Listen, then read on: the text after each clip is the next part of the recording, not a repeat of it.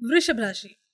ये महीना वृषभ राशि के जातकों के लिए अनुकूल रहने की संभावना है। आर्थिक रूप से आपको बहुत ज्यादा अनुकूल परिणाम की प्राप्ति होगी, जिससे आपको बराबर आर्थिक लाभ इस महीने होते रहेंगे और आपकी आर्थिक स्थिति में अच्छा इजाफा देखने को मिलेगा। लेकिन ये सब महीने के पूर्वार्ध में होता हुआ दिख रहा है। महीने के उत्तरार्ध में आमदनी के मुकाबले खर्चों की अधिकता रहने की संभावना है, इसलिए आपको सावधानी रखनी चाहिए। करियर के मामले में काम का दबाव आपके ऊपर बहुत ज्यादा रहेगा, इसलिए नौकरी में आप जी भरकर मेहनत करें, उसका आपको सटीक परिणाम भी मिलेगा। व्यापार करने वाले जातकों के लिए ये महीना अच्छा है। आप अपनी योग्यता के अनुसार अपने व्यापार को आगे बढ़ाने में सफल रहेंगे। कुछ नए लोगों से आपको व्यावसायिक लाभ होने के योग बनेंगे। विद्यार्थी को इस महीने सबसे ज्यादा चुनौतियां झेलनी पड़ सकती हैं, क्योंकि आपकी पढ़ाई में बारंबार विघ्नों की उपस्थिति आपको पढ़ाई से हटा सकती है। इसलिए बहुत ज्यादा एकाग्रता की आवश्यकता पड़ेगी। प्रेम संबंधों में प्रेम के साथ साथ और भी बहुत कुछ होने वाला है, इसलिए तैयार रहें। झगड़े के साथ साथ बाहर के लोगों का हस्तक्षेप, पारिवारिक लोगों की कहा सुनी आदि बहुत सारी चीजों का सामना आपको करना पड़ सकता है। विवाहित जातकों के लिए ये महीना अनुकूल रहने की संभावना है। आपस में सामंजस्य स्थापित होगा, रिश्ते में परिपक्वता आएगी और घर में खुशियों का आगमन होगा। पारिवारिक जीवन में भी उतार चढ़ाव तो रहेगा, लेकिन फिर भी आपसी प्रेम आपको एक डोर में बांधे रहेगी। स्वास्थ्य के दृष्टिकोण से ये महीना कमजोर है। पेट से जुड़ी समस्याएं ज्यादा परेशान कर सकती हैं, इसलिए अपने स्वास्थ्य का ध्यान रखें। करियर के दृष्टिकोण से ये महीना ज्यादा मेहनत करवाएगा। दशम भाव के स्वामी शनि महाराज दशम भाव में वक्री अवस्था में पूरे महीने विराजमान रहने वाले हैं, जिसकी वजह से आपको अपने कार्य क्षेत्र में बहुत ज्यादा काम का दबाव महसूस होगा। आप लगातार मेहनत करेंगे और ये मेहनत व्यर्थ तो नहीं जाएगी, लेकिन अभी आपको उसका परिणाम नहीं दिखेगा, तो निराश होने की बिल्कुल आवश्यकता नहीं है। जमकर मेहनत करें, क्योंकि आने वाले समय में इसका आपको भरपूर लाभ मिलेगा। छठे भाव में छठे भाव के स्वामी शुक्र महाराज महीने के पूर्वार्ध में विराजमान रहेंगे, जो नौकरी में आपकी स्थिति को अनुकूल बनाएंगे, विरोधियों को धूल चटाएंगे और आपकी स्थिति को मजबूती प्रदान करेंगे। इसके बाद 13 अक्टूबर से शुक्र सप्तम भाव में आ जाएंगे, जिससे आपको अपने कार्य क्षेत्र में अच्छे पदभार की प्राप्ति का योग बन सकता है। राहु महाराज एकादश भाव में पूरे महीने विराजमान रहेंगे। आपके वरिष्ठ अधिकारी आप पर नजर रखेंगे और आप अपने कुछ ऐसे खास विरोधियों से आप सावधान रहें, जो बराबर आपको परेशान करते हैं, क्योंकि उनमें से कोई चापलूसी के द्वारा आपके वरिष्ठ अधिकारियों के कान भर सकता है। इसलिए कार्य क्षेत्र में आंख और कान खुले रखें।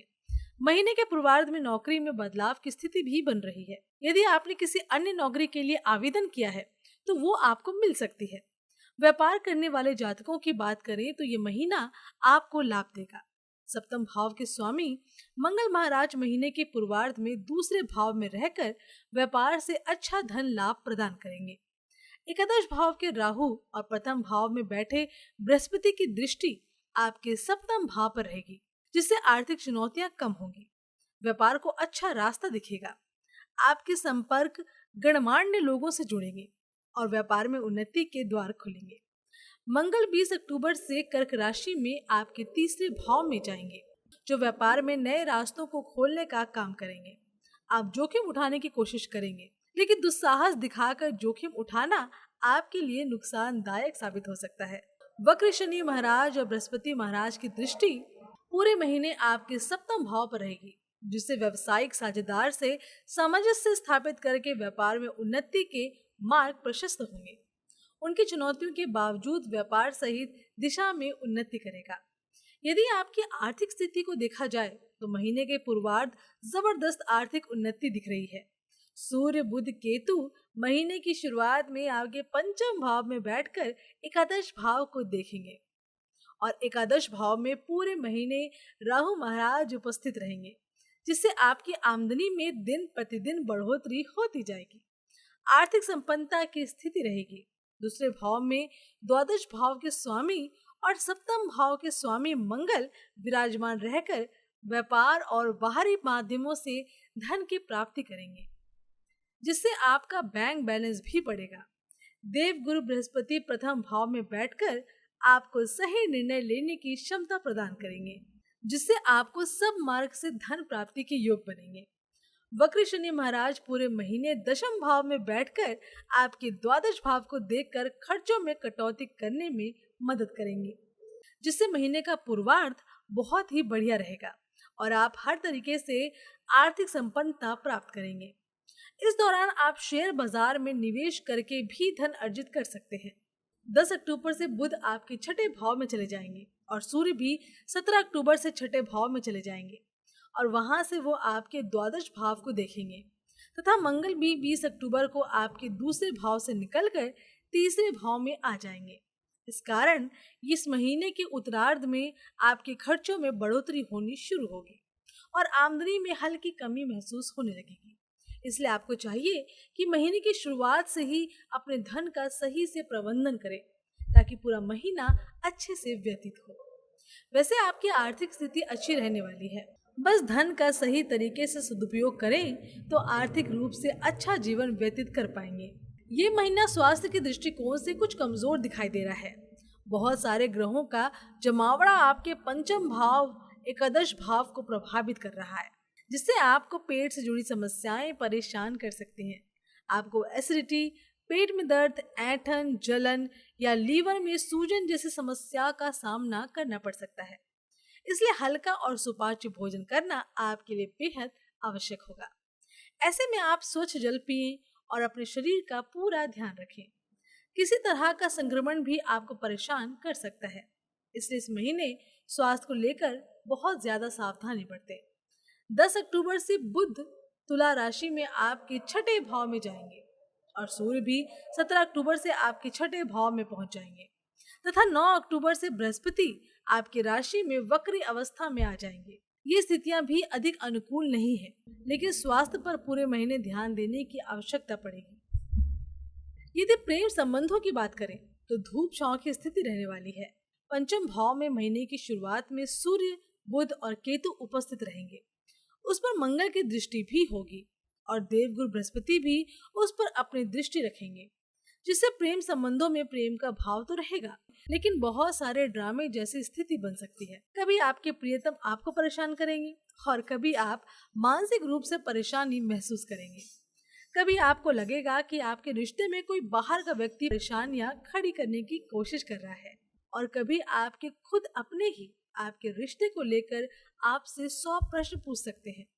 ऐसी स्थिति में आप कुछ समय के लिए खुद को परेशानियों से घिरा हुआ महसूस कर सकते हैं और इसी वजह से आपके प्यार का भाव कम हो सकता है।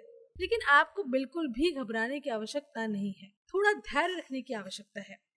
महीने का उत्तरार्ध अपेक्षाकृत अनुकूल रहेगा क्योंकि बुध और सूर्य दोनों ही ग्रह पंचम भाव से निकलकर छठे भाव में चले जाएंगे और देवगुरु बृहस्पति की अमृत जैसी दृष्टि आपके पंचम भाव को संभालेगी। तो अपने व्यवहार को नियंत्रित रखें और उनकी की गई बातों को भी नजरअंदाज करने की कोशिश करें। किसी भी अच्छे रिश्ते को संभालने के लिए सबसे बढ़िया तरीका है थोड़ा समय बीत जाने दें। महीने के उत्तरार्ध में आप स्वयं महसूस करेंगे कि वो कहीं न कहीं आपको परख रहे थे और आपका रिश्ता मजबूत होगा। आप चाहें तो उनसे प्रेम विवाह की बात भी कर सकते हैं और संभावना पूरी है कि वो आपके प्रस्ताव को स्वीकार कर लेंगे और आपके प्रेम विवाह के योग बन जाएंगे। वैवाहिक जीवन व्यतीत कर रहे जातकों के लिए ये महीना अच्छा रहने की संभावना है। देवगुरु बृहस्पति पूरे महीने अपनी सप्तम दृष्टि आपके सप्तम भाव पर डाल रही है और आपके विवाह की रक्षा करेंगे। हालांकि वक्री शनि की दृष्टि भी आपके सप्तम भाव पर होगी, जिससे आपको अपने वैवाहिक जीवन को और बेहतर बनाने की दिशा में लगातार प्रयासरत रहना होगा। आपको अपनी कमियों को समझना होगा और उन्हें स्वीकारते हुए अपने जीवन साथी का एक अटूट साथी बनने की कोशिश करनी होगी। महीने के उत्तरार्ध में जब मंगल महाराज कर्क राशि में आपके तीसरे भाव में आ जाएंगे, तब जीवन साथी से किसी बात को लेकर अहम का टकराव संभव है। इन परिस्थितियों को टालने की कोशिश करेंगे तो आपका विवाह अच्छे से चलेगा और आपस में प्रेम बना रहेगा। इस महीने आपको आपके रिश्ते में कोई खुशखबरी मिल सकती है या संतान जन्म से संबंधित कोई खुशखबरी से घर में खुशियां आ सकती हैं। ये महीना पारिवारिक तौर पर उथल पुथल से भरा रहने वाला है। महीने की शुरुआत में मंगल महाराज आपके दूसरे भाव में विराजमान रहेंगे, जिससे वाणी में कड़वाहट रहेगी और कुटुंब के लोगों में आपस में प्रेम की कमी महसूस हो सकती है। इस वजह से पारिवारिक जीवन में तनाव बढ़ सकता है। इसके बाद 20 अक्टूबर से मंगल तीसरे भाव में चले जाएंगे, तब इन परिस्थितियों में कमी आएगी। इसके बाद 20 अक्टूबर से मंगल तीसरे भाव में चले जाएंगे, तब इन परिस्थितियों में कमी आएगी और घर का माहौल सुधरेगा और चले आ रहे विवादों में शांति होगी।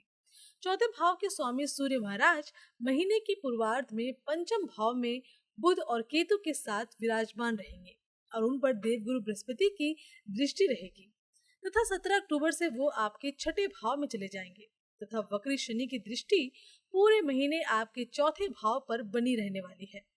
इस कारण से पारिवारिक जीवन में उतार चढ़ाव आते रहेंगे और घर का माहौल कभी अच्छा रहेगा तो कभी उसमें झगड़े की स्थिति बन सकती है। आपको सावधानी से घर की स्थितियों पर ध्यान देना है, नहीं तो स्थितियां हाथ से निकल सकती हैं।